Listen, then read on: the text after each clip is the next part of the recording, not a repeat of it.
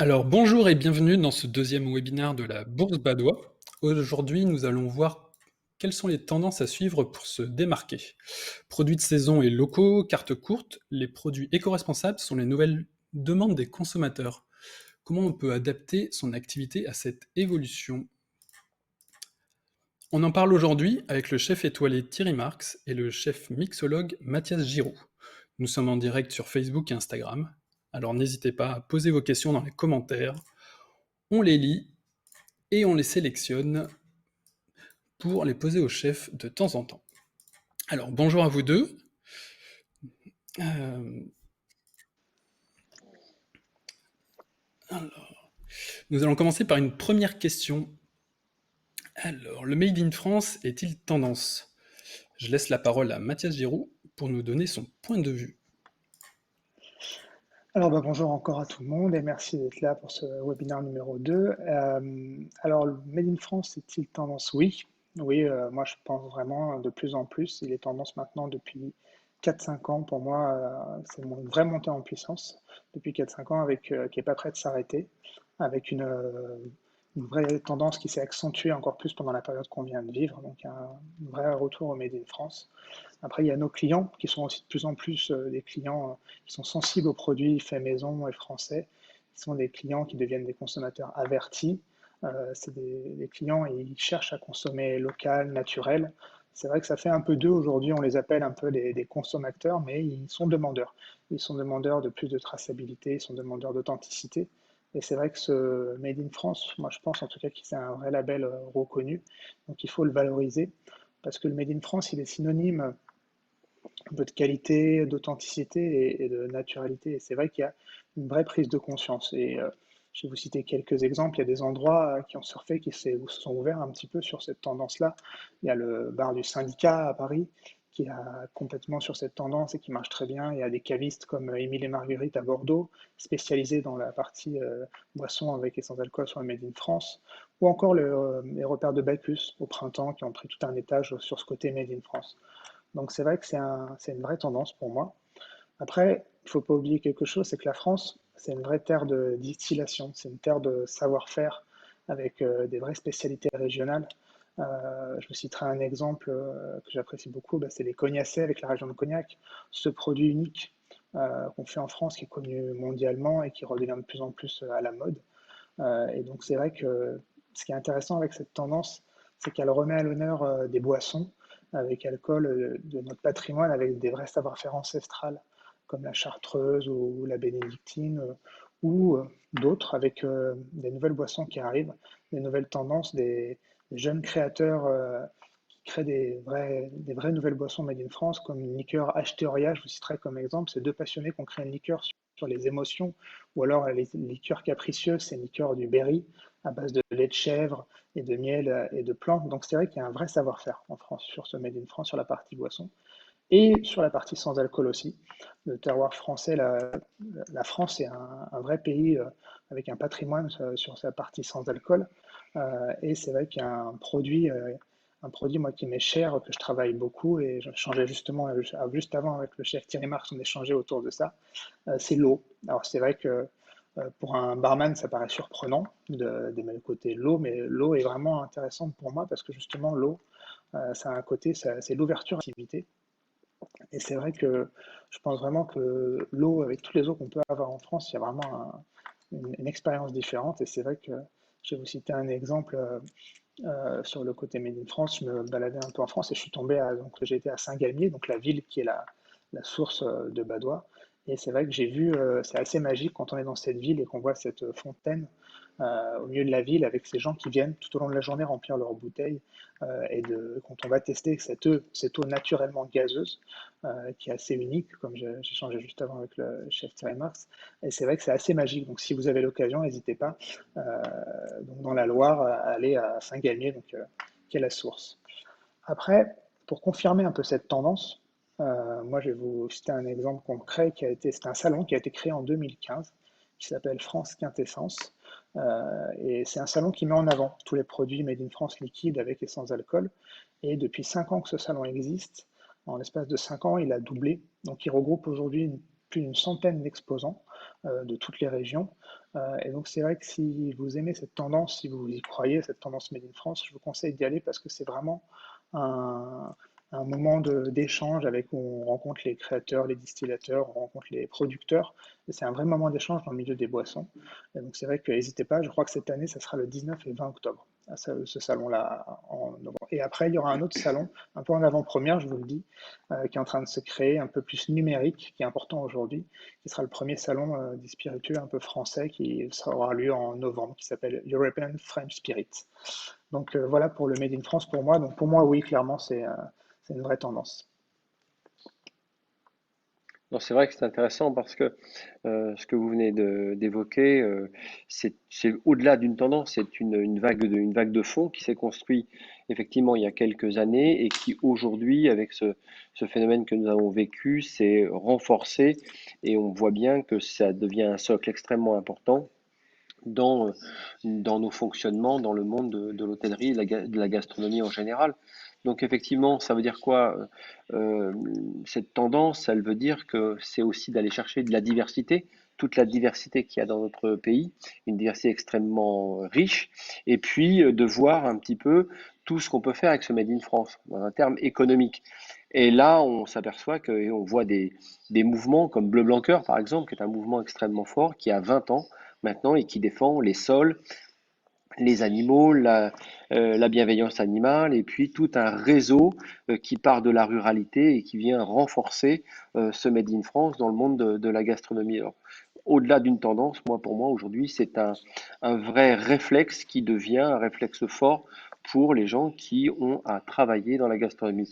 Et comme on le voit aussi, nos clients, les gens qui viennent nous voir sont demandeurs de ce type de produit, de voir exactement comment nous avons fait pour tracer ces produits et comment nous transformons ces produits. Donc aujourd'hui, pour moi, Made in France, c'est au-delà du réflexe, c'est juste du bon sens pour continuer à œuvrer dans la gastronomie française. Et comme on l'a évoqué, c'est un patrimoine extrêmement solide, très ancien, sur lequel on peut construire de nouvelles choses. Et on s'aperçoit que grâce à ce Made in France, on a su aussi hybrider des produits qui sont arrivés d'ailleurs. Et ça, ce qu'on sait faire depuis des siècles. On voit par exemple des yuzu qui sont produits en Corse, des kiwis qui sont produits dans le Lot-et-Garonne, et puis du shiso qui est produit en région parisienne. Et ces petites pousses finalement de shiso qui sont arrivées certes en graines et maintenant qui sont hybridées régulièrement pour fournir les restaurateurs et les barman parisiens, mais pour couvrir aussi toute la France. Donc ce Made in France, il a du sens, il a de la modernité, il ne met pas de conflit entre tradition et innovation, il continue à faire des bières de différentes avec différentes souches, de faire des vins en biodynamie qui sont extrêmement intéressants, de distiller de nouveaux alcools pour aller là aussi créer de la diversité. Et puis quand on voit ce qu'on peut faire aussi au niveau des terres et des sols, eh bien on s'aperçoit qu'aujourd'hui cette demande en légumes dits bio, eh bien elle est de plus en plus forte et il y a une réponse qui est apportée par le monde agricole qui certes a été obligé de mettre un peu de temps et c'est normal pour arriver à nous produire, mais aujourd'hui le Made in France est un acteur fort de nos cartes de restaurant, de nos cartes de bar et de nos cartes des vins.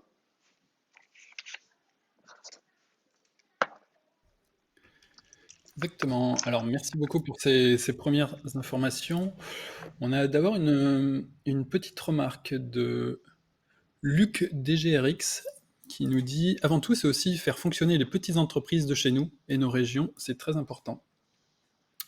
Voilà, je pense qu'avec cette crise, Ah, c'est tout à important fait, pour c'est-à-dire le. que ce qui nous permet aussi de redonner du sens à ce Made in France, c'est de se serrer les coudes. On vient de traverser une période difficile. On sait très bien qu'il y a une période difficile qui reste à venir. Et je crois que rien de mieux que de faire confiance aux acteurs ou petites entreprises, petites et moyennes entreprises, pour continuer à bâtir ensemble et traverser au mieux quand il y a un mouvement un peu anxiogène comme ce que nous avons vécu, de se resserrer entre nous pour avancer. Il a bien sûr raison de défendre la petite entreprise, mais il faut défendre le Made in France, bien sûr, mais le fait en France est transformé en France. Là aussi, il faut insister un petit peu parce que on voit souvent des choses se revendiquent Made in France, mais quand on gratte un petit peu derrière, ce sont des produits qui ont été achetés ailleurs. On voit des petites graines achetées en Chine et puis poussées en Hollande et puis qui arrivent sous prétexte elles ont séjourné quelques jours en France. On voit le Made in France s'imposer. Non, il faut défendre le fait en France et transformer en France. Ça aussi, c'est important pour protéger l'entrepreneuriat français, donc l'emploi français. Oui, moi je voulais continuer, juste rebondir sur ça, chef. Et c'est vrai qu'il y a aussi alors les petites entreprises et aussi peut-être les un peu plus grosses, mais il y a aussi des entreprises qui, je cite l'exemple en fait de l'Armagnac. L'Armagnac, donc produit français, qui est vraiment un vrai bon produit et qui, en termes de business, avait 80% de sa production qui partait à l'étranger. Et aujourd'hui aussi, ça, il ne faut pas hésiter à essayer de retravailler certains produits qu'on ne travaillait pas forcément ou qu'on travaillait juste un peu, essayer de booster certains produits traditionnels et nobles qu'on a en France pour aussi aider ces producteurs-là, au final, qui ont moins aujourd'hui les possibilités de le vendre à l'étranger aussi, quoi. Tout à fait. Et puis je Exactement. pense que dans cette tendance française, il y a énormément, encore une fois, je le dis parce que je le pense vraiment sincèrement, la France est riche d'une diversité absolument incroyable. Donc dès lors qu'on regarde une région, si je prends simplement la Bretagne, qu'on commence à regarder ce qui se fait dans le golfe du Morbihan, dans le pays Bigoudin, dans la pointe d'Audierne, eh bien on s'aperçoit que rien que dans cette région, il y a des centaines de produits en Made in France qui sont absolument intéressants. Si je prends la région sud-ouest, il y a énormément de produits, sud-est, et c'est pareil. Donc on peut trouver dans ce Made in France une capacité aussi à s'émanciper et à trouver sa propre signature de bar ou de cuisine.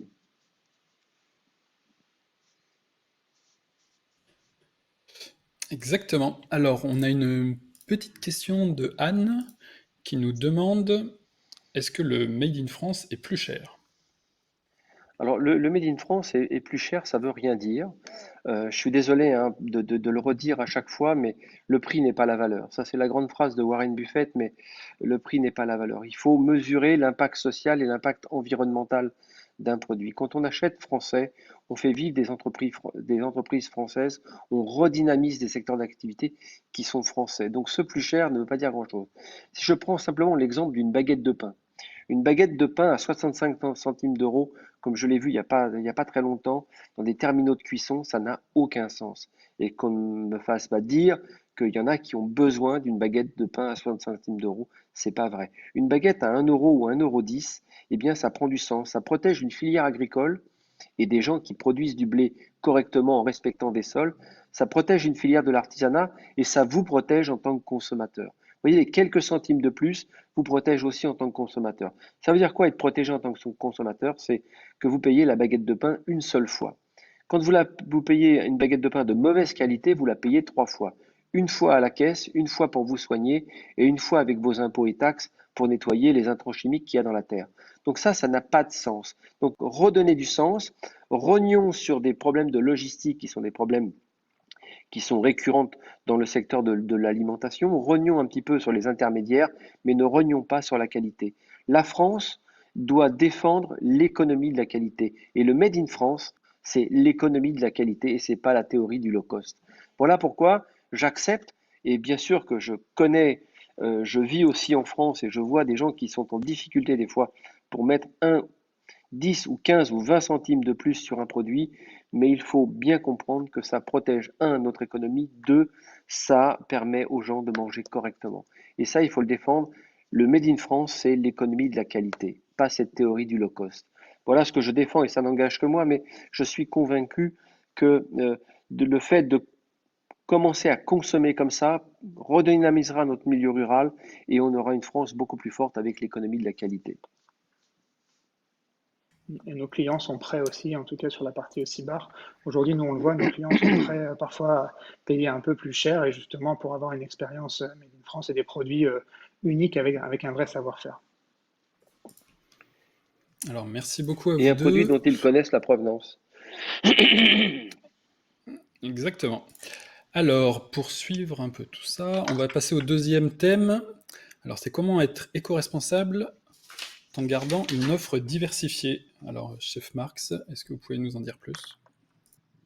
Comment être éco-responsable? C'est d'abord de définir ce qu'est un bon produit. Un bon produit, c'est quand on peut mesurer à peu près son impact social et son impact environnemental.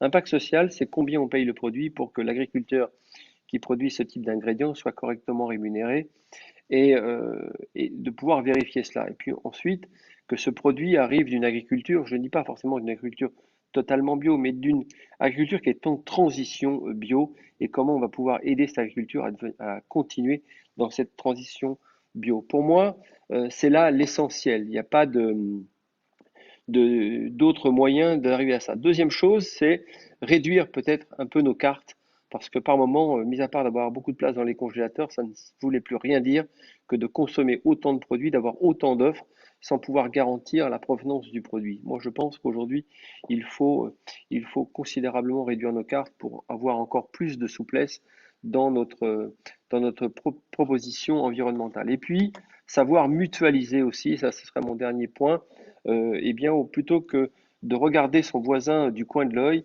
essayer de voir ce qu'on peut mettre en commun.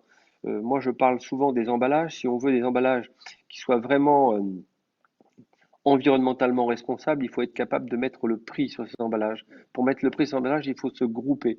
Ce sont de gros volumes d'achat. Et bien là, encore une fois, je pense que en mutualisant nos achats, on peut arriver à améliorer nos revenus et que notre croissance soit une croissance beaucoup plus positive. Je crois que ces points sont extrêmement importants. Mesurer l'impact social et l'impact environnemental d'un produit, ça, c'est vraiment d'être en capacité de le vérifier. Diminuer le volume de nos cartes pour avoir un produit qui tourne beaucoup plus et qui soit plus en adéquation avec la saisonnalité. Et puis, être capable de mutualiser, de se rassembler pour faire des achats qui soient des achats à impact environnementaux. Pourquoi? Sur la logistique, diminuer l'impact carbone et puis augmenter cette capacité à pouvoir acheter des produits qui sont vraiment environnementalement responsables. Ça, je pense que dans les prochaines années et dans les prochains mois, on va déjà voir ces plateformes s'installer avec des restaurateurs qui vont se regrouper pour pouvoir acheter en bonne intelligence. Consommer, c'est pas se consumer. Donc, il faut vraiment garder ça à l'esprit et puis montrer ce qu'on fait, dire ce qu'on fait au client et qu'il puisse le vérifier par lui-même. Ça aussi, ça a un impact fort dans notre capacité à dire, eh bien, je vends ce prix-là, mais regardez ma démarche, elle a un impact social et un impact environnemental. Et donc, pour moi, c'est vrai que ce qui est vraiment important, et on en a souvent parlé avec le chef Thierry Marx, pour ce côté éco-responsable et diversifié, si on veut allier les deux, bah, c'est vrai que le respect des saisons, ça, je pense que c'est la priorité avec, ça permet d'avoir une diversification des produits qui respectent le cycle de la nature, et donc ça, c'est déjà la priorité parce que on va se diversifier, rien qu'avec ça, avec les saisons, et on va travailler des produits, justement, nous aussi, on travaille nos produits, on va essayer de sublimer le produit et de travailler plus en fonction de la saison. Ensuite, après, bah, le côté, ce qu'on avait dit, le côté local, consommer local et français, régionaux, pas hésiter à aller chercher un petit peu autour de nous, privilégier les circuits courts. Aujourd'hui, comme je disais juste avant, il y a de plus en plus de producteurs qui produisent de plus en plus de choses made in France et des choses intéressantes parce qu'il y avait un vrai savoir-faire qui ressort de plus en plus. Et c'est vrai que cette démarche écologique qu'il faut qu'on prenne tous en compte aujourd'hui, et on l'a bien vu pendant ce qui s'est passé pendant le confinement, on a tous un rôle à jouer dans ça, parce que ce qui s'est passé pendant le confinement, bah, plus personne ne bougeait, mais il y a aussi une réduction de tout ce qui se passait, et c'est vrai que ce côté écologique est important, et je pense que la chance qu'on a en France, c'est qu'on a une vraie diversité de produits grâce aux saisons, au climat, donc c'est vrai que pour se démarquer, je pense qu'on a tout à faire, et c'est vrai que le fait de privilégier les circuits courts, bah, on apportera aussi notre petite pierre à l'édifice en réduisant l'empreinte carbone. Après, je pense aussi qu'on peut aller se rapprocher des fermes en local ou alors qui se développent en ville aujourd'hui pour aller voir un petit peu, s'inspirer un peu de ce qu'ils ont. C'est vrai que la cuisine le fait beaucoup et c'est vrai que je pense que nous, le bar, on peut aussi le faire à notre échelle et bah, le fait de travailler ces fruits moches, un petit peu tout ce gaspillage qu'il y a, je pense qu'on nous, on peut en créer des infusions, on peut en créer des nouvelles boissons, des nouveaux goûts, des signatures pour se diversifier. Et c'est vrai que cette démarche, moi je crois vraiment à cette démarche commune et c'est aussi ce qu'on voulait faire ressortir avec le chef Thierry Marx pendant ses lives, c'est cette démarche commune cuisine et bar où je pense qu'il y a une vraie importance. une complémentarité entre dans nos savoir-faire aussi, dans nos univers. Et cette complémentarité, je pense que justement, c'est là où on fera la différence. On fera la différence par rapport à tout ce gaspillage. Et on va rentrer un petit peu dans cette tendance un peu zéro waste ou zéro déchet aussi appelé. Et c'est vrai que ça, je pense que si on y va tous un petit peu, je pense qu'on fera la différence et on sera éco-responsable et on continuera à avoir une offre diversifiée. Pour illustrer, je voulais juste donner un exemple rapide, mais c'est vrai que justement, hein, on travaillait à un moment une offre sur les pommes avec le chef de cuisine avec qui je travaillais à l'époque. On travaillait sur les pommes, il y avait plein de pommes, et moi je voulais faire une boisson assez fraîche, mais pas forcément du jus de pomme. Donc moi je me suis mis à faire infuser les pommes, infuser à froid, donc avec un choix d'eau particulier. Mais j'ai fait infuser pendant 24 heures ces fameuses pommes, et ensuite je les ai filtrées et on a mis un peu de miel à la lavande avec un peu de citron pour en faire une petite complexité. Et on l'a servi avec un côté gazeux, une badoie intense.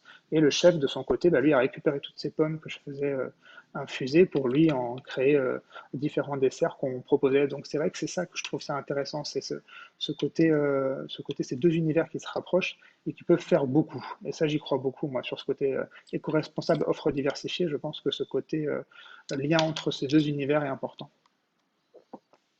Oui, c'est très très juste. Et puis c'est vrai que on a toujours tendance, nous, quand on monte des restaurants ou des bars ou peu importe, on essaie toujours de rester dans notre savoir-faire. Et je pense qu'aujourd'hui, on peut s'associer aussi avec un groupement agricole, on peut s'associer avec une GAEC qui fait un produit spécifique et co-travailler ensemble. Ça aussi, nous rapprocher de la terre et que la terre se rapproche de nous pour créer de nouvelles enseignes et de nouvelles idées, eh bien, je trouve qu'il faut renforcer cela. C'est vrai que il était assez facile de marquer agneau de cisteron sur une carte ou agneau de présalé, mais comment je me rapproche d'un groupement agricole, comment je fais du co-business avec lui pour essayer de partager un petit peu, voire d'investir chacun.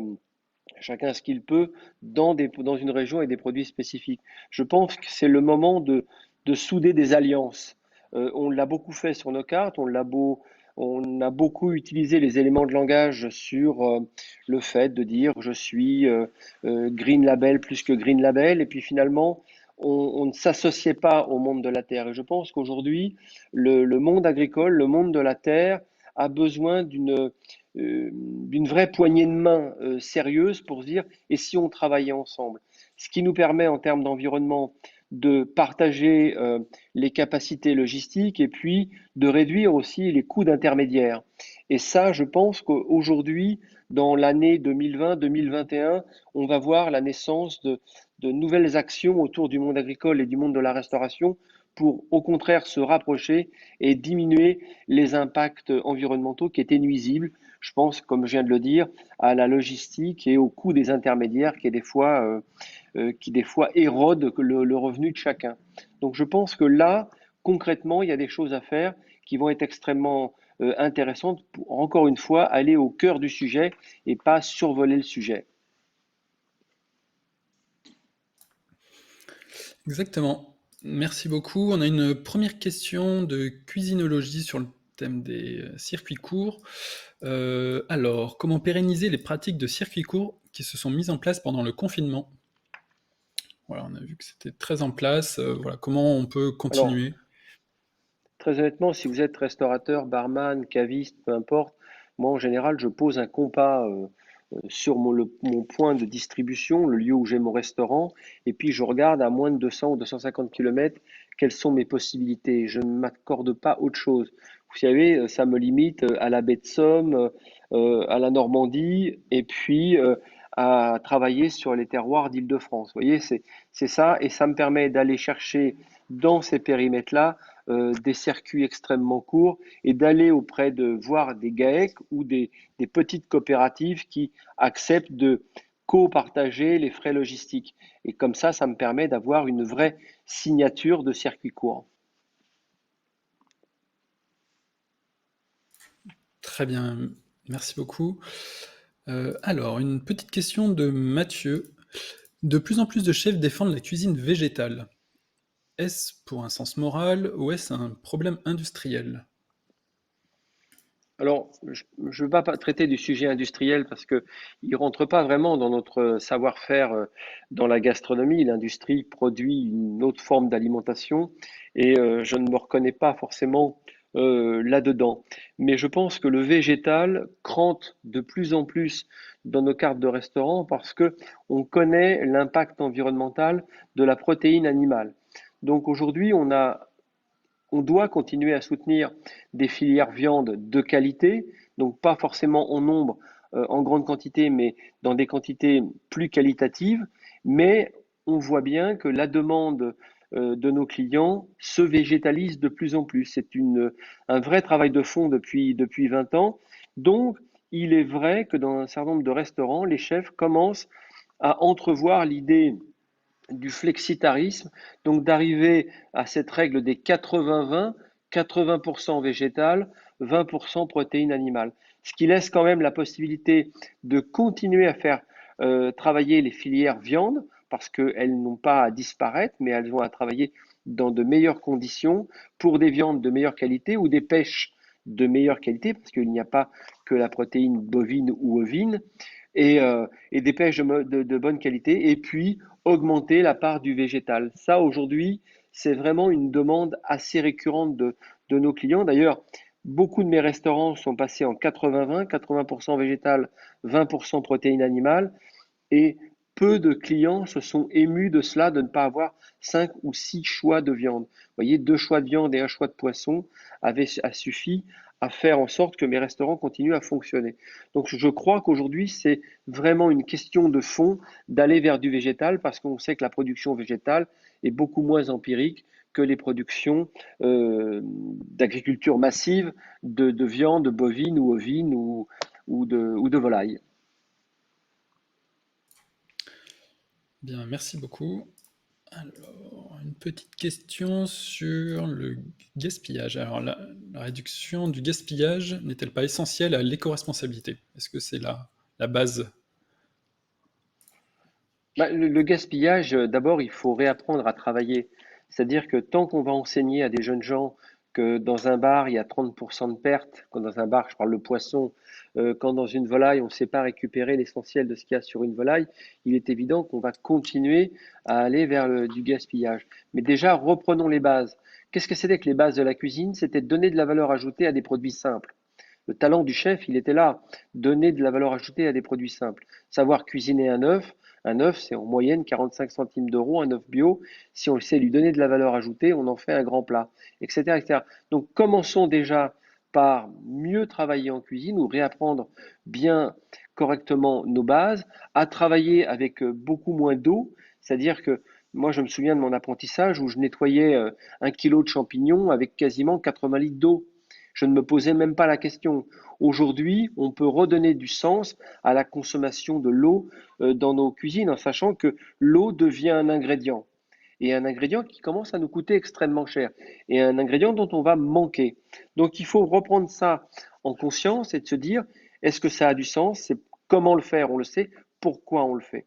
Et quand on commence à cuisiner correctement, eh bien on s'aperçoit que l'anti-gaspi est de fait. C'est-à-dire qu'on commence à avoir moins de local froid parce qu'on veut moins stocker de choses au congélateur. Donc on commence à acheter moins de meubles froids avec du gaz fréon qui est pas très bon pour la planète, etc., etc. Vous voyez que quand la démarche avec moins d'offres en cuisine, avec des cartes beaucoup plus raccourcies, eh bien le gaspillage ne devient plus un sujet parce qu'il n'y a plus de gaspillage. Moi, je me souviens dans certaines maisons dans lesquelles j'ai travaillé, la grande fierté du chef, c'était que les frigos soient vides le soir et que le lendemain arrivait un produit nouveau pour satisfaire nos clients. C'est de repartir dans des choses qui ont du sens et de se dire, eh bien, il y aura 3 entrées, trois poissons, 3 viandes, 3 desserts, mais tout ça, ce sera de l'ultra frais et dans des circuits ultra courts. Et on s'aperçoit qu'en redémarchant, qu'en redynamisant cette démarche, eh bien, on a beaucoup moins de problèmes de gaspillage. Et certains de mes établissements ont été placés en HQE, haute qualité environnementale, et c'est tout ce que j'ai appris. Ça a été très très long à mettre en place avec les équipes, mais aujourd'hui, ça nous permet de faire des économies substantielles. voire même plus que substantielle, et de réinjecter dans notre démarche environnementale un peu plus d'argent pour pouvoir aller plus loin. Donc la gestion de l'eau, la gestion des flux, la gestion des approvisionnements, les modes logistiques, et on s'aperçoit que finalement, eh bien, on a beaucoup plus d'oxygène, on maîtrise mieux nos ratios, et finalement, eh bien, on est dans une démarche environnementale. Donc le travail sur le gaspillage, c'est surtout un travail sur le savoir-faire. Et ça, c'est important de le retravailler très tôt quand on commence dans ces métiers, et puis de s'y mettre quand on n'a pas ces réflexes-là, il faut s'y mettre. Quand on voit par exemple en cuisine la quantité d'eau qui est utilisée pour ne rien faire, on rafraîchit des haricots verts et on laisse couler le robinet et on use en moins de quelques minutes des centaines de litres d'eau qui partent directement dans l'égout. Ça ne sert absolument à rien. Vous voyez, la démarche environnementale, l'anti-gaspi, nous permet d'avoir simplement des réflexions de bon sens. Et quand on allait chercher l'eau du puits, nos anciens, quand ils allaient chercher l'eau au puits, eh bien, croyez-moi, l'eau, ils la géraient parce qu'ils n'avaient pas envie toutes les 5 minutes d'aller chercher de l'eau au puits. Aujourd'hui, on a l'impression que l'eau est gratuite. Elle n'est plus gratuite. Elle est de plus en plus chère parce qu'elle coûte de plus en plus cher à retraiter et à canaliser. Donc, il faut considérer que cette eau est un ingrédient. Vous voyez, déjà la démarche de l'eau, la démarche de la carte, et on s'aperçoit que finalement, on a fait un très gros travail d'anti-gaspi. On peut aussi, bien sûr, réapprendre à retravailler certains produits qu'on avait totalement oubliés. Je parle des laitances de poisson, par exemple, de la peau de certains légumes qui sont extrêmement intéressants pour faire des condiments. Tout ça, on avait oublié parce qu'on était une société extrêmement riche et surtout extrêmement consommatrice, sans prendre conscience qu'on était en train d'épuiser euh, toutes nos réserves. Quand vous voyez une coquille Saint-Jacques et qu'on vous dit que dans une coquille Saint-Jacques, il y a 20% de pertes, c'est totalement faux. Vous pourrez récupérer, mis à part la coquille, un tas de choses qui sont extrêmement intéressantes et durables dans votre cuisine. Donc il faut militer pour cette cuisine durable, mais surtout réapprendre les bons gestes, bien souvent des gestes de nos anciens qu'on a un petit peu oubliés. Bien, merci beaucoup pour cette réponse très complète et importante sur ce thème du gaspillage. On va passer au troisième thème qui est un peu en relation avec ça, qui est quelle offre construire pour accompagner cette tendance éco-responsable? Alors, chef Marx. Alors, moi je pense que si on veut, d'abord il ne faut pas que ça devienne l'éco-responsabilité, ça devrait être un réflexe comme de respirer. Ça ne devrait pas poser plus de, avoir plus de résonance que ça. Se dire, bah, c'est normal d'avoir une démarche éco-responsable. Donc, ce que je crois très sincèrement, c'est qu'il faut continuer à être créatif. Parce que c'est la diversité qu'aiment nos clients aussi. Ils aiment passer d'une échoppe à l'autre, d'un restaurant à l'autre, d'un bar à l'autre, de façon assez rapide et pouvoir avoir des émotions. Aujourd'hui, on vient chercher dans un lieu où on mange, où on boit, de l'émotion. Et ça, je pense que je suis même intimement convaincu qu'il faut faire marcher la créativité. C'est la diversité de nos points de vente qui fait que les gens passent d'un point de vente à l'autre. Et quand ça marche pour l'un, ça marche pour l'autre. Mais encore une fois, il faut aller chercher de la créativité pour amener de nouvelles émotions. Et ça, je pense qu'on ne doit pas le perdre de vue. Notre métier, c'est de donner de la mémoire à de l'éphémère. C'est quand même ce qu'il y a de plus compliqué. Quand je bois un cocktail, je veux me souvenir de ce cocktail, de ses arômes, de ses saveurs. Et ça, c'est dans ma tête. Ça, c'est quelque chose. Quand je me souviens d'un plat, c'est la même chose. C'est donner de la mémoire à de l'éphémère. Donc, il faut de la créativité. Et ça, il faut dynamiser notre créativité pour continuer à faire vivre nos établissements. Et garder dans cette créativité, bien sûr, en toile de fond permanente, encore une fois, je le dis, c'est notre moteur de respiration, à avoir un impact social, un impact environnemental pour, parce qu'aujourd'hui, c'est la norme, il ne peut pas y en avoir d'autres. Mais il faut faire marcher cette audace de la création, sinon, eh bien, on ne sort pas du lot. On est dans le mainstream et on se dit, bah, lui ou un autre, c'est pareil. Non, non, il faut, je pense, dans une société où tout va extrêmement vite, à la vitesse de l'Internet, eh bien, il faut être capable de montrer sa diversité très tôt avec des produits qu'on ne trouve pas ailleurs. Et ça, il faut vraiment faire parler la créativité, sinon tous les produits se banalisent extrêmement vite. Oui, Moi, je rebondirais sur le fait aussi, justement, pour construire cette offre, pour accompagner cette tendance éco-responsable, mais aussi du Made in France. Moi, j'ai voulu la scinder un petit peu en deux offres qui sont complémentaires pour vos cartes, pour les bars. La première, en fait, c'est une offre qui va être rassurante, qui est importante pour les Français, pour notre clientèle, une offre rassurante, et après avoir une offre découverte. Et c'est là, je rejoins le chef Thierry Marx avec ce côté créatif, et ça ira dans cette offre découverte. Et c'est vrai que pour vous donner un exemple, pour m'expliquer un petit peu sur cette partie, l'offre rassurante, ça va être pour les produits un peu made in France à forte notoriété, où c'est des produits qu'on connaît, des marques qu'on connaît, comme je vais citer des grandes marques comme Ricard, comme les rhums Saint-James, c'est lors de 150 ans d'histoire, ou alors les liqueurs Marais Brizard avec un vrai savoir-faire. Donc ça va être le côté offre rassurante. Et le côté offre découverte, bah justement, ça va être le côté un peu plus spécifique, ce côté de produits, des nouveaux produits, les produits de nos régions, de vos régions, avec des nouveaux produits un peu plus niche qu'on va aller chercher et les faire ressortir sur nos cartes, comme par exemple le pastis Henri Dardouin, qui est un pastis assez magique, ou les whisky de la maison Benjamin Quetz, des whiskies français avec un vrai savoir-faire, ou des liqueurs Cambusier, où ils ont fait toute une gamme de liqueurs justement sur les régions. Donc ça, c'est intéressant pour la partie produit, à sélectionner vos produits un peu comme ça, en mettant en avant le côté rassurant et le côté découverte. Et après, sur la partie cocktail avec et sans alcool, je pense que c'est justement là où il faut aller au plus loin, il faut être créatif, mais idem, pareil, il faut se mettre un côté rassurant et un côté découverte. Et ce côté rassurant, créatif, ça va être tous nos cocktails un peu classiques qu'on connaît ou que nos clients connaissent, et pas hésiter à les twister avec ce côté aussi made in France, à les retravailler avec des produits français. Je me souviens d'une pina colada qui avait été retravaillée par un des grands chefs avec du Calvados, donc c'était assez intéressant. Et aussi en termes de produits, en rassurant, il y a des produits qui sont rassurants, des produits de saison, les fruits rouges dans le milieu du bar, c'est rassurant quand c'est la saison, ou la famille des agrumes, c'est aussi rassurant. Et la partie découverte, bah, ça va être la signature, les signatures de l'endroit, les vraies créations. Là, il ne faut pas hésiter à avoir cet ancrage un peu régional, local. Par exemple, dans les Alpes, à travailler les myrtilles, les menthes sauvages selon les régions, ou le sud-ouest et les piments d'Espelette. Et tout ça, voilà, des goûts différents. Et donc, faire appel à sa créativité. Et je pense que c'est là où vraiment on va mettre en avant. Et c'est vraiment important pour créer cette offre. Après, je pense aussi qu'il faut jouer sur les textures, sur la partie. Il ne faut pas hésiter à jouer sur les textures. Il y a une tendance depuis quelques années qui est importante, c'est les boissons gazeuses, ce côté gazeux. Ce que je trouve intéressant dans ce côté gazeux, c'est que le gazeux, ça apporte une vraie complexité dans la simplicité. En fait, une complexité dans la simplicité des créations en les rendant l'expérience plus dynamique. En fait, ce gazeux apporte quelque chose vraiment d'unique.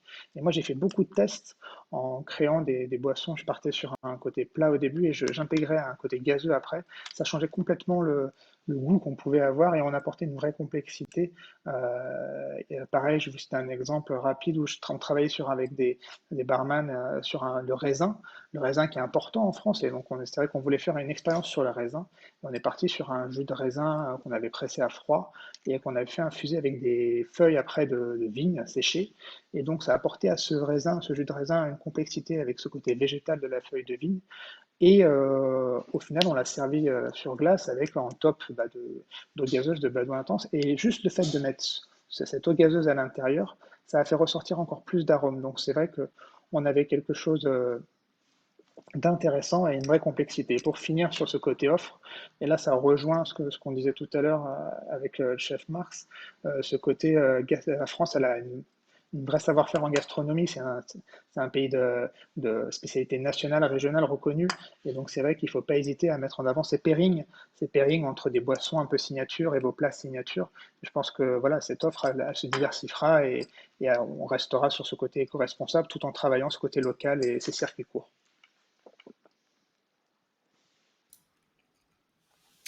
Eh bien, merci beaucoup. Alors, sur ce thème ou un peu plus large, on a une question de Ludovic, alors qui nous dit qu'il faudrait revoir les programmes dans les écoles et lycées hôteliers. Est-ce que vous avez quelque chose à lui dire sur ce sujet? On peut lui répondre oui, bien sûr. On peut revoir le programme dans les écoles et les lycées hôteliers. Je pense qu'ils se sensibilisent déjà beaucoup. Mais je pense que si on devait ajouter à sa remarque quelque chose qui donnerait encore un peu plus de profondeur, c'est de ramener le cours de cuisine très tôt à l'école. C'est-à-dire, je pense, au cours préparatoire, toutes les classes primaires pourraient avoir des cours de cuisine. Pourquoi? Parce que sur le cours de cuisine, on apprend des tonnes de choses. Certes, on pourrait apprendre quelques gestes de cuisine, mais on pourrait apprendre la géographie des produits, on pourrait apprendre l'histoire des produits qui va avec notre histoire, l'histoire de notre pays, on pourrait apprendre un peu de nutrition pour manger mieux, on pourrait devenir, grâce à ces cours de cuisine, le consommateur de demain, le consommateur qui saurait donner du sens à son assiette et qui ferait la différence entre ce qui est un bon produit et un produit qui serait un produit nettement moins intéressant pour sa santé. Et puis dans la cuisine, ce qui est formidable, c'est qu'on apprend aussi à connaître l'autre. Et ça, c'est avec sa diversité. Donc je pense que ça aussi, c'est intéressant. Voilà pourquoi je milite, et comme ce monsieur d'ailleurs, je milite pour qu'on ramène plutôt la cuisine dans les écoles pour que, pas au moment du choix professionnel, mais bien en amont, on ait les consommateurs de demain qui soient des consommateurs aguerris à notre savoir-faire français et à nos produits français. Mais il a raison, il faut absolument remettre les cours de cuisine le plus tôt possible. D'ailleurs, pas un professeur des collèges, pas un professeur des lycées, pas un maître d'école ou une maîtresse d'école ne vous dira le contraire. Sur un cours de cuisine, il s'appuie, il peut s'appuyer sur ce cours pour faire 7 ou 8 matières qui sont enseignées dans nos écoles. Donc, vous voyez que ça pourrait être un programme assez large, mais je suis totalement convaincu que en amenant la cuisine au cœur de l'école, eh bien, d'abord, la cuisine devrait rentrer dans le ministère de la Culture et le ministère de la Culture devrait rentrer dans le ministère de l'Éducation nationale. Tout ça ne devrait faire qu'un. Et en amenant cette cuisine dans le milieu scolaire, eh bien, on permettrait aux consommateurs de demain d'être plus aguerris sur l'impact environnemental de son assiette. Oui, moi je pense aussi que sur la partie sur cette question, je pense que oui, c'est vrai que dans les écoles et les lycées hôteliers, je pense que, alors peut-être pas revoir tous les programmes, mais mettre en avant ce côté justement, c'est un peu ces nouvelles tendances, ces nouveaux modes de travail, en tout cas dans la partie bar, il y a une vraie évolution. Et on voit de plus en plus, nous en tout cas, on est en contact avec beaucoup de professeurs de lycées hôteliers, et qu'il y a certains professeurs qui évoluent au fur et à mesure des années justement pour montrer des nouvelles choses, des nouvelles techniques et qui se tiennent au goût du jour justement pour former au mieux les nouvelles générations, les jeunes qui commencent pour arriver dans nos milieux et avec les techniques qu'il faut et en travaillant les produits comme il faut. Eh bien, merci beaucoup pour ces réponses. On va passer au dernier thème. Alors, quelles sont pour vous les autres tendances dans l'univers du CHR? Est-ce qu'on peut commencer par Mathias? Vous pouvez nous répondre? Oui, bah, alors moi j'ai choisi de vous en parler de trois tendances en particulier que je trouvais intéressantes et importantes. Alors la première tendance sur toujours la partie boisson, il y a une vraie tendance qui était déjà là et qui s'est renforcée encore plus avec ce qui vient de se passer, mais c'est la recherche de boissons et d'expériences avec un réel bénéfice. Donc des boissons qui apportent quelque chose à nos clients, en plus de quelque chose de bon, de quelque chose d'original, mais quelque chose avec un vrai bénéfice. Et pour cette tendance-là, je voulais juste donner pour ceux qui se demandent justement pour se diversifier, pour avoir quelque chose d'original, de créer des signatures un petit peu. Le premier conseil que je pourrais vous donner, c'est d'aller pousser les portes d'une herboristerie qu'on peut trouver dans vos villes ou dans certains villages. On a la chance en France encore d'avoir des herboristeries traditionnelles. Et là, je pense qu'il ne faut pas hésiter à aller voir parce que c'est un vrai puits d'inspiration, ces endroits, à échanger avec les personnes qui travaillent, qui sont souvent des passionnés, et à essayer des produits parce que là, on va s'attaquer à toute une partie plantes et feuilles ou fleurs ou même baies ou autres à travailler sur différents formats, à travailler en infusion à chaud, à froid ou en réduction, mais sur cette partie-là, et ça pourrait couvrir cette tendance un petit peu de boisson avec un bénéfice en jouant avec ces produits-là. Donc il ne faut pas hésiter. L'herboristerie, je pense que c'est un vrai puits de création. Après, toujours dans ce côté bénéfice, dans les tendances, il va y avoir toute la partie super fruits et fruits antioxydants. Alors beaucoup viennent de l'étranger, mais on trouve en France, comme disait le chef tout à l'heure, on trouve en France de plus en plus de choses, de gens qui commencent. Donc là, je vais vous citer deux exemples qui sont complètement opposés, mais qui sont intéressants, je trouvais. Donc la spiruline, qui est cette fameuse algue qu'on retrouve maintenant en France avec des producteurs, alors qui est particulière à travailler en boisson, mais on peut arriver à faire des choses. Et là, il y a un vrai bénéfice antioxydant, ou même le raisin, des produits classiques qu'on a, où il y a un vrai aussi apport en antioxydants et en bienfaits. Donc, pas hésiter à retravailler ces produits-là et à les sublimer différemment. Et toujours dans cette famille bénéfices, je voulais vous parler, la dernière chose, c'est la fermentation. Fermentation, nous, on en parle de plus en plus dans le milieu des bars. Alors, c'est une technique ancestrale, 100% naturelle. La cuisine le connaît plus parce qu'il l'utilise depuis plus longtemps. Nous, on commence à l'utiliser. Alors, pas assez compliqué à mettre en place, c'est vrai, dans certains établissements, parce que ça demande des techniques et un suivi spécifique. Mais cette fermentation, elle est intéressante sur le bénéfice, mais aussi sur le goût surtout. Après, aujourd'hui, si les établissements ne sont pas forcément se mettre en place ce genre de technique, il y a doucement mais sûrement sur le marché français des produits made in France qui commencent à arriver, qui sont fermentés naturellement et qui sont intéressants, comme on peut trouver aujourd'hui quelques kombucha made in France qui commencent à être intéressants. Donc ça, je pense que cette tendance du bénéfice est importante. Deuxième tendance dont je voulais parler, c'était le sans alcool. Alors important pour moi, je vous en ai parlé souvent dans le premier webinaire aussi.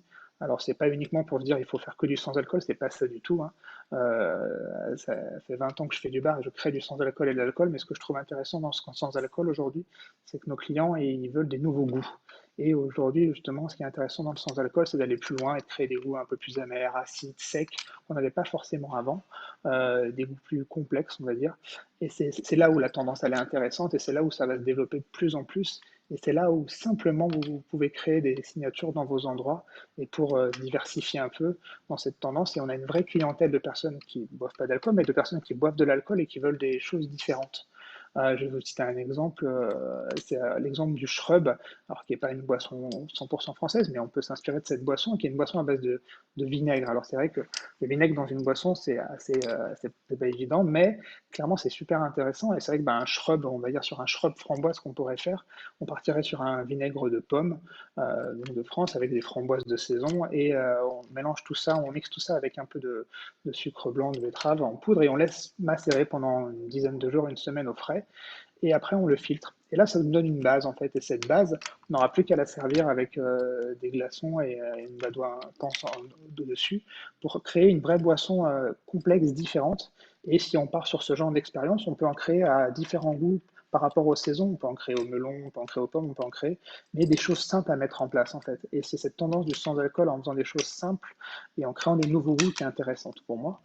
Et la dernière tendance dont je voulais vous parler, ce que le chef Thierry Marx a dit juste avant sur le gaspillage, ça fait partie de cette tendance, où là pour moi c'est vraiment vraiment important.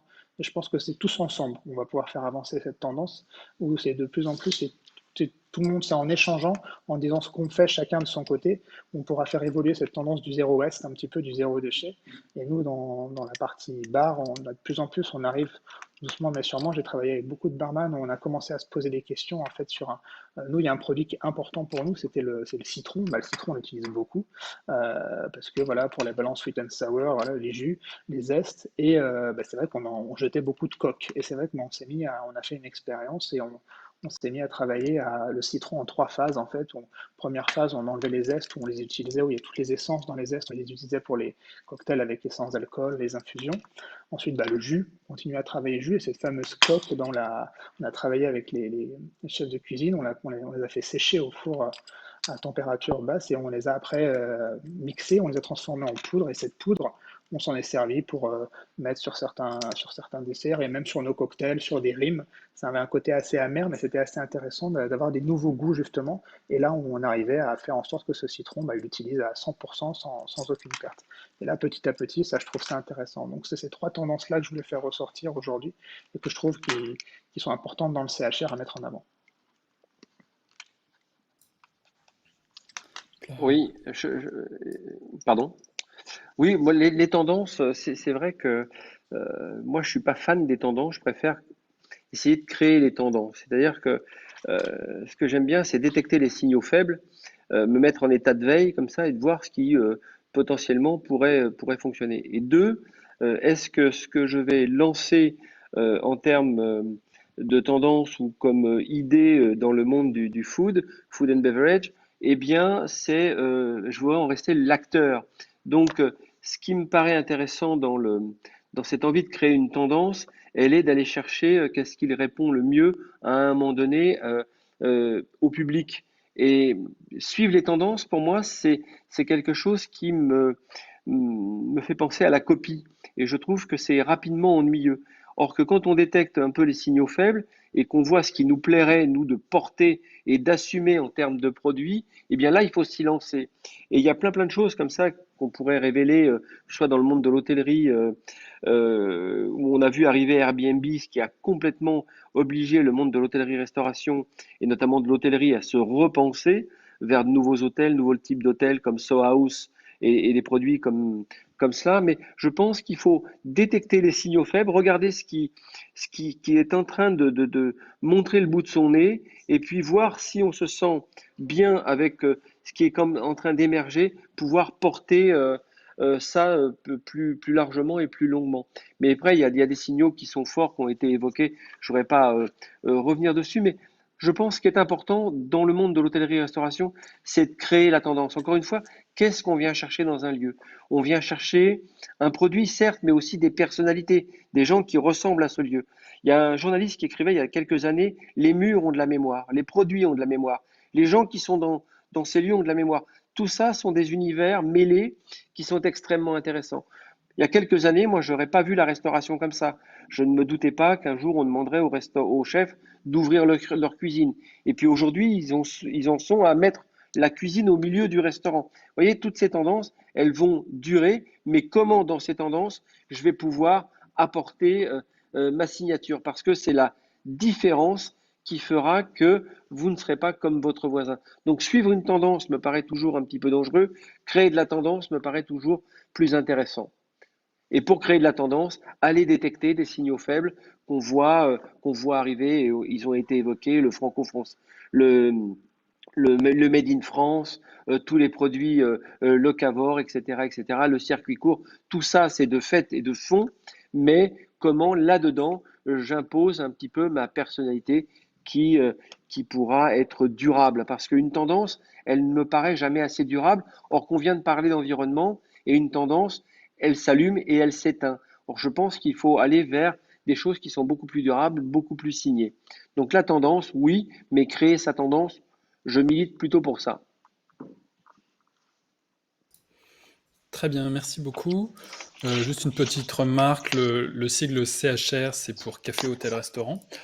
Alors, on va passer aux questions. On a une question de Mario qui nous demande, voilà, est-ce que la nouvelle vision post-Covid-19 serait-elle basée sur une stratégie de survie ou par contre une stratégie plus offensive vers un nouveau concept, dire même une nouvelle cuisine?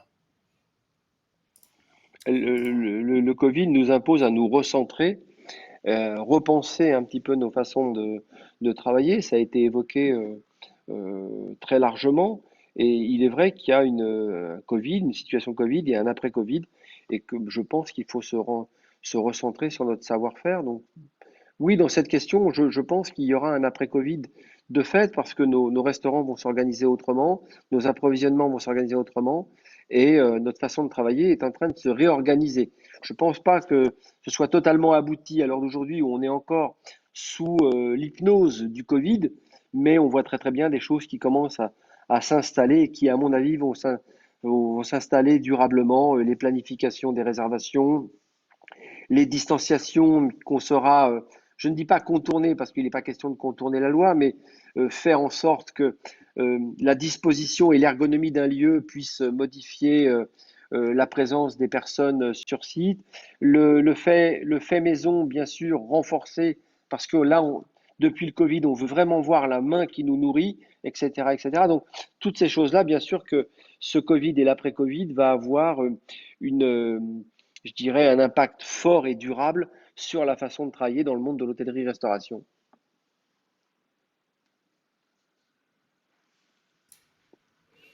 Très bien. Alors, et Mathias, pour vous aussi, vous pensez à un Oui, impact bah, sur non, le... aussi, bah, ouais, bah, il y a un impact et c'est vrai qu'il faut, ça nous a permis en tout cas de se remettre en question, de créer des nouvelles choses, comme on en parlait dans le premier webinaire, toute cette partie justement business qu'on a développée différemment. Et donc c'est vrai que ça a eu un impact et justement, et je pense que beaucoup de mes collègues, beaucoup de barman, beaucoup de propriétaires de bars ont aussi bien réagi parce que justement, ils ont cherché à se remettre en question et à se dire bah, comment on peut proposer des choses nouvelles. Et c'est ce qui s'est passé avec toute la partie boissons, vente à emporter ou des signatures qui se sont mises en place ou axer de plus l'expérience ou sortir l'expérience de l'endroit pour aller proposer aux clients chez lui. Donc c'est vrai qu'il y a beaucoup de choses qui se sont mises en place et c'est vrai que ça nous a apporté. Donc clairement, oui, il fallait se remettre en question et je pense que la créativité, c'est le mot. C'est le mot qu'on a beaucoup cité pendant ces webinaires et je pense que la créativité est importante de toute façon et c'est là où on fera la différence. Merci beaucoup. Alors, juste une petite dernière question de Pauline qui nous demande est-ce que cette démarche éco-responsable et anti-gaspillage n'est pas parfois freinée ou délicate à mettre en place avec les normes et réglementations d'hygiène à respecter? Très honnêtement, je connais un petit peu, comme tout à chacun, les normes HACCP. Dès lors qu'on pratique correctement son métier, dès lors qu'on réduit un petit peu ces surfaces de cartes et de préparation, je pense très honnêtement que les normes HACCP qui peuvent paraître fastidieuses sont pas aussi dures que ce qu'on veut bien le dire. Et je pense que oui, on peut adapter sa production en respectant les règles d'hygiène. Bien, merci beaucoup. Alors, chef Marc, je vous laisse conclure. Bah, merci de me laisser conclure, c'est très aimable. Moi, je vais retenir 3 points. D'ailleurs, dans ce qu'a dit Mathias et ce qu'on a essayé d'évoquer sur ce webinaire, je vais prendre en 3 points. Le Made in France, oui.